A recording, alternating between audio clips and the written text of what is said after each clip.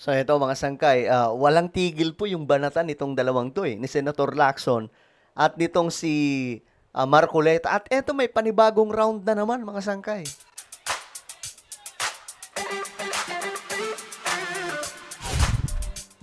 So may bago na naman po tayong pag-uusapan ngayon tungkol sa dalawang ito. No, hindi po matigil, no? Hindi mapigil yung kanilang banggaan mga sangkay. Pero ang pinagkaiba lang nila si Senator Lacson, syempre, pro-Philippines. Si Marcoleta hindi po natin alam. Ay nako mo. Anyway, bago natin pag-usapan diyan, sa mga hindi pa po diyan nakakapag-subscribe, makikita niyo po yung subscribe button sa baba ng video na to. I-click niyo lamang po yung subscribe, i-click ang bell at i-click niyo po yung all. Sa mga nanonood po sa Facebook, i-follow niyo po yung ating Facebook page. Okay, ito. Nabatukan na naman po ni Lacson itong si Marcoleta, mga sangkay. Ito kasi ang nangyari. Nagkabanggaan na naman po ang dalawang ito. At mayroon pong lumabas dito sa banggaan nila mga sangkay. At pag-uusapan natin yan. Pero dito muna tayo, no? Tingnan po natin kasi bago natin balikan itong banggaan nila, okay? Bago natin talakayin o pag-usapan, dito muna tayo. Itong COMELEC kasi, sabi dito, itinigil na daw ang investigasyon laban kay Marcoleta dahil po sa tatlong donor ng kanyang pangangampanya noon. Anong nangyari? Marami nga pong nagtanong dito, sabi nila, ba't pa nilagay ang batas na yan kung okay lang naman pala na hindi ideklara yung mga donation sa pangangampanya? Ngayon, mga sangka ito, tingnan po natin ang balitang to. Meron bang nakitang paglabag sa batas? At kung meron bang nakitang paglabag sa batas, ano ang epekto nito? Ito ba'y mananatiling isang kasong administratibo o meron itong kasong kriminal na naaayon sa batas? At kung sakali man po nawala, ito na po ang katapusan ng kanilang tinatawag na resolusyon. Walang nalabag sa kampanya si Senator Rodante Marcoleta ayon sa Commission on Elections o COMELEC. Ito ang naging pasya ng COMELEC matapos ang isinagawang Anbank session ngayong araw. Sa naturang pulong, iniadapt nito ang rekomendasyon ng Political Finance and Affairs Department ng komisyon na tapusin na ang investigasyon dahil wala umanong ebidensya na magpapakita na may nagawang pagkakasala ang respondent. So ano yun? Walang ebidensya na may nag-donate na may donor kay Senator Marcoleta? Ganun ba yun? Nakasaad sa Resolution number 26-0224, nag-ugat ang investigasyon sa hindi umano pagdedeklara ni Marcoleta sa kanyang Statement of Contributions and Expenditures o SOSE ng tinanggap na 75 million pesos 75 million na tumataging-ting. mula sa tatlong individual para sa 2025 national and local elections. O, yun nga, mga sangkay, yun yung tanong dyan bakit hindi diniklara sa SOSE, di ba? Anong nangyari? Anong nangyayari sa ating bansa, mga sangkay? Ganun na ba tayo Ganun na ba kagaral-gal ngayon ang sistema natin na kahit ito pwedeng palusutin ng ganun-ganun na lamang? Sa kanyang depensa, iginiit ng senador na ang nasabing halaga ay natanggap niya mahigit isang buwan bago ang opisyal na kampanya. Kaya itinuturing niya itong personal funds at hindi na kailangang iulat sa SOSE base sa Piñera Doctrine. Bagaman napatunayan ng COMELEC na hindi ganap na sumunod si Marcoleta sa Section 109 Bagamat napatunayan ng COMELEC na hindi sumunod, okay? ng Omnibus Election Code tungkol sa forma at nilalaman ng SOSE, ipinaliwanag ng komisyon na ang kriminal na pananagutan para sa paglabag na ito ay napawalang bisa na ng Section 39 ng Republic Act No. 7166. Dahil dito walang sapat na batayan para sa Grabe, no? Alam mo yung mga batas ng ating bansa, batas din yung nagwawasak eh. Kumbaga, yung batas natin, sinasalungat ng isa pang batas. Ganyan po kalabo, mga sangkay.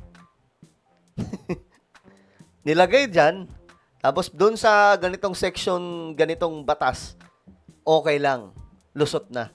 So ano yun?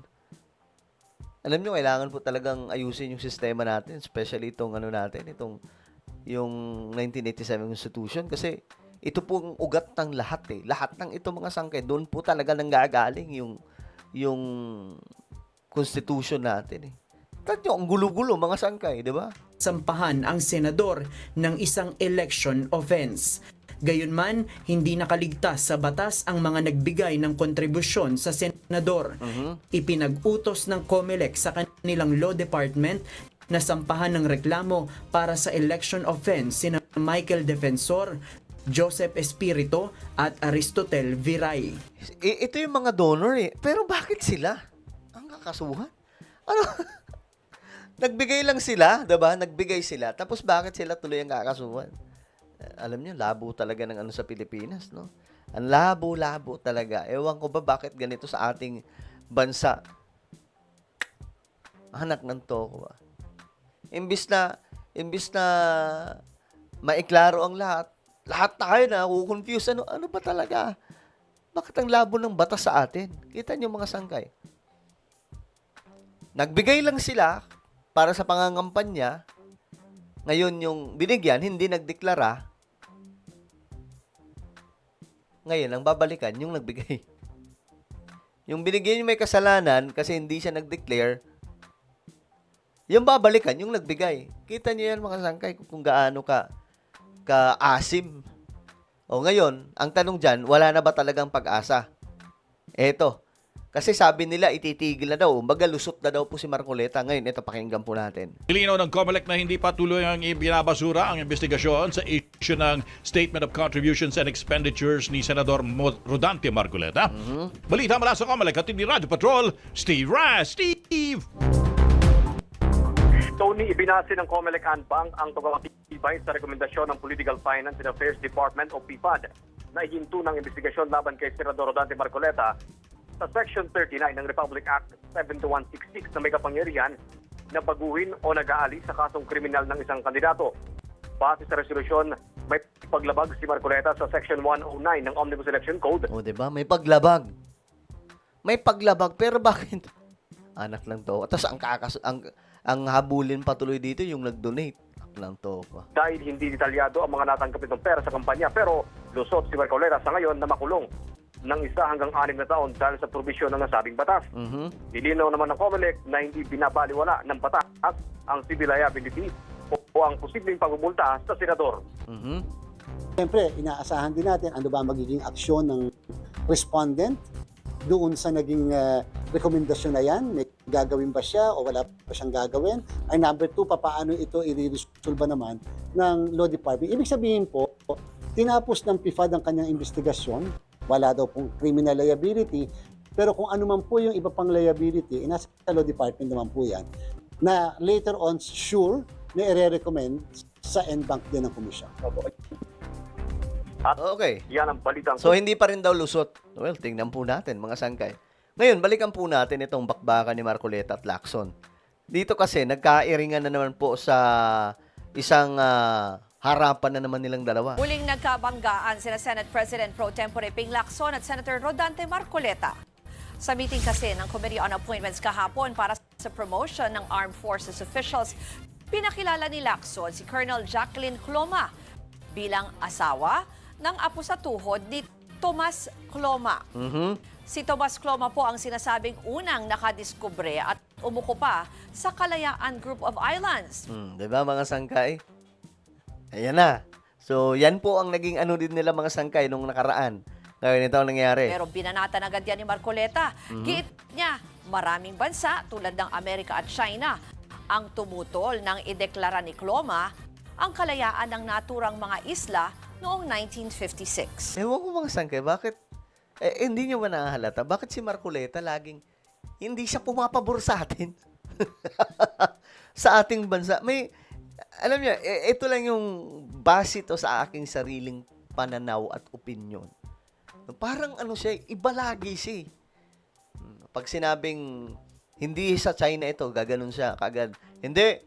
Kaya naman hindi ganyan yan kasi ganito ang China. Kita niyo yan mga sangka. Ito, tulad nito. Itong si Tomas Cloma, ang sinasabing nakadiskubre daw po dyan sa may Kalayaan. Ngayon mga sangkay, Sabi ni Marcoleta, di naman yan tinanggap ng Amerika at China. Teka lang, hindi naman pinag-uusapan dun kung tinanggap nila o hindi. 'Di ba? Ang pinag-uusapan dun, siya mismo ang unang nakakita, wala namang pakipa dyan mga bansa na nakapaligid. Yun ang point. Ngayon, mga sangga, ito, tingnan natin. We'd like to thank him for discovering and occupying. Nakangiti pa po si Lacson dito eh. Alam niyo, binigyan na naman po niya ng stress si Marcoleta. And owning and donating to the Philippine government the Calayan Island Group. Oh, ito na. Was that supported by reliable accounts, Colonel? It is not correct to assume that he discovered it because several other discoverers. Grabe, no? Ewan ko ano nangyayari kay Marcoleta. Bakit pag Pinoy, ayaw niyang tanggapin. Pero pag ibang bansa, sige, approve. Parang ganun eh. Prior to his time, What is the difference between discovery and occupation? Is there a difference? You may discover an island, but if you don't occupy it, then you don't occupy it. Mga So, one down na naman po. Si Lacson kay Marcoleta.